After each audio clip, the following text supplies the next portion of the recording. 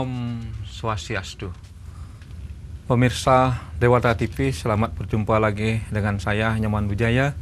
Senang sekali saya berjumpa kembali dengan Anda untuk 60 menit ke depan.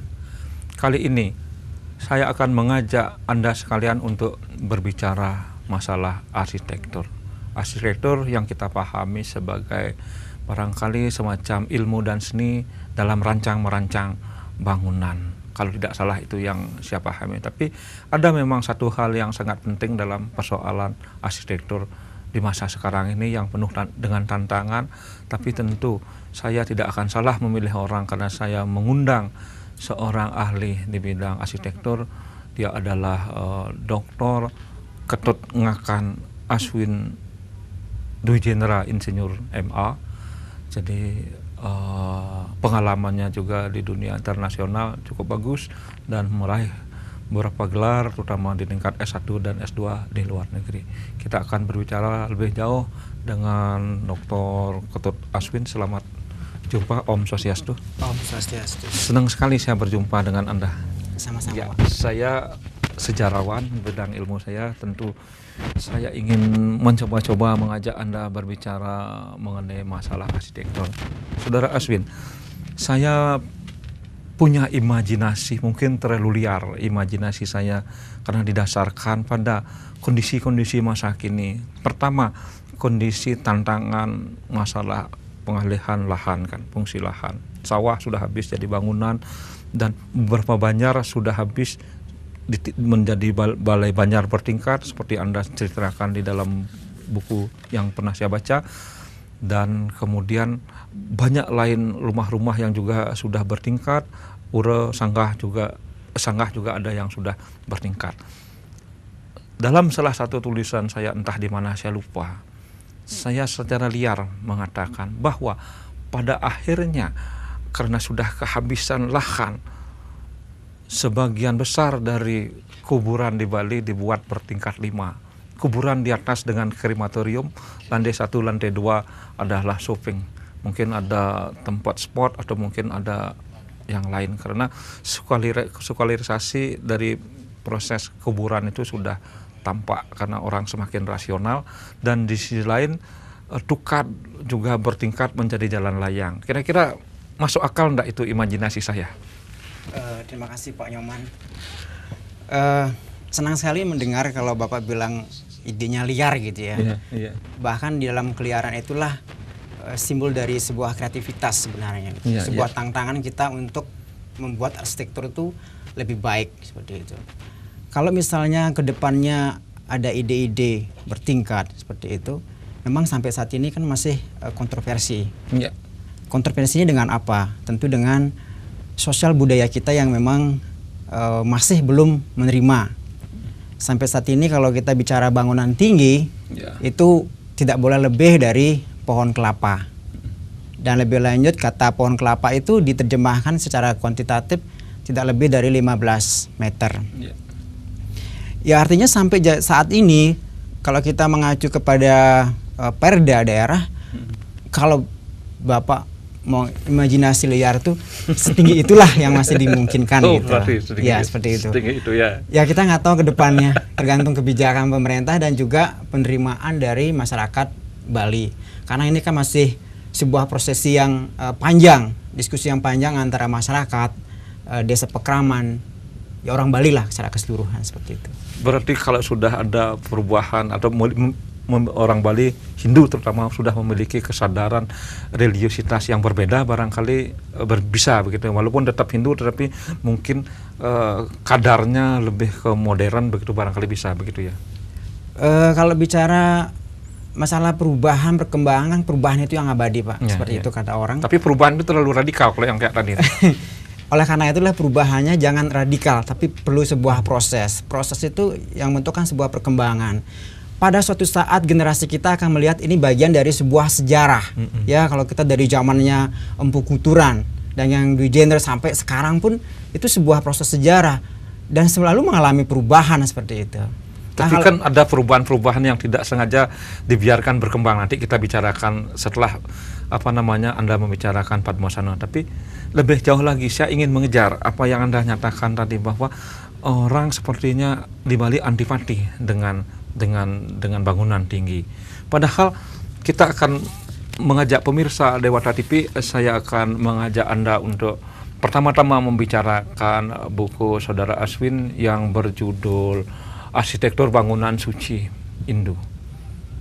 Saya rasa Hindu yang dimaksudkan adalah Hindu di Bali. Ini diterbitkan oleh University Udayana Institute Press ya. Jadi saya ingin mengejar lebih jauh pernyataan Anda tadi. Memang sesama-sama diketahui bahwa orang Bali atau pemerintah Perda itu memang mengatur bahwa tinggi bangunan 15 cm. Saya rasa itu suatu hal yang bertentangan dengan sumber ajaran bangunan suci itu. Kalau bagaimana pandangan Anda terhadap pernyataan saya? Kalau memang benar bangunan suci Hindu, terutama mungkin di Jawa, di Bali, bersumber dari gunung, jadi Mahameru yang menjadi Semeru, kemudian diterjemahkan oleh orang Bali menjadi Jabo Sisi, Jabo Jero, Jabo Tengah dan Jabo Jero, jadi dari yang vertikal menjadi horizontal, rendah begitu. Itu saya rasa bukan orang-orang di zaman dulu, para empu atau siapapun orang-orang pengambil kebijakan Hindu di zaman dulu ogah atau melarang bangunan tinggi, hanya masalah teknologi saja. Seandainya saat itu sudah ada teknologi, mungkin gunung itu betul-betul dipotret dalam bangunan sehingga Jabo Jeronya itu di puncak, bukan di ujung. Bagaimana pandangan Anda? Begini Pak Nyoman, perlu saya klarifikasi bahwa yang bangunan tinggi yang tidak diizinkan itu bukan bangunan suci, tapi adalah bangunan-bangunan yang sifatnya publik atau termasuk rumah tinggal maupun perkantoran. Yang sementara ini Perda mengatur ketinggian 15 meter. Tapi kalau bangunan suci, memang tempatnya memang harus dari zaman dulu memang di tempat-tempat yang memang suci, ya. Para resi pun juga memilih tempat-tempat yang sakral, yang suci, biasanya berada di tempat-tempat tinggi, di gunung-gunung, kemudian di tempat-tempat yang campuan, ya, laut. Semudah kawasan-kawasan suci itulah menjadi tempat-tempat suci. Kalau ketinggian memang belum ada yang mengatur. Kalau yang ketinggian bangunan suci, yang paling tinggi Meru, Pak. Itu juga yang diatur bukan ketinggiannya. Bukan, maksud saya dari yang rebah, dari misalnya Jabo Jero, Jabo Sisi, Jabo Tengah, Jabo Jero kan. Ya. Jadi kan horizontal kan. Nah, horizontal. Itu kalau kemudian karena keterbatasan ruang di kemudian hari kita betul-betul menjiplak konsepsi gunung, dasar gunung, punggung gunung dan kepala gunung, itu bangunan dibuat ke atas, kira-kira bagaimana itu? Liar kembali barangkali pola pikir saya. Kenapa itu ketika bangunan tinggi menjadi masalah? Karena ada kawasan suci yang di bawahnya, seperti itu. Yang saya maksud adalah bangunan publik, Pak, bukan bangunan sucinya ya. Ketika bangunan itu melebihi dari kondisi bangunan suci, misalnya contoh Bapak ingin bangunan 2 lantai, 3 lantai, sedangkan tempat suci Bapak berada di bawah, itu rasa sucinya jadi permasalahan seperti itu. Bukan begitu maksud saya. Jadi pura yang dari rebah begini ya, Jabo Sisi, Jabo Tengah, Jabo Jero paling suci, dijadikan bertingkat begini, berdiri dia, berarti ruangannya akan semakin sedikit kita menghabiskan ruang. Berarti dengan jadinya Jabo Sisinya adalah lantai paling bawah, dia merupakan kaki gunung. Jabo Tengahnya adalah di sini, dia akan menjadi bagian tengah dari gunung, dan Jabo Jeronya akan di puncak. Jadi dia berdiri dari rebah berdiri.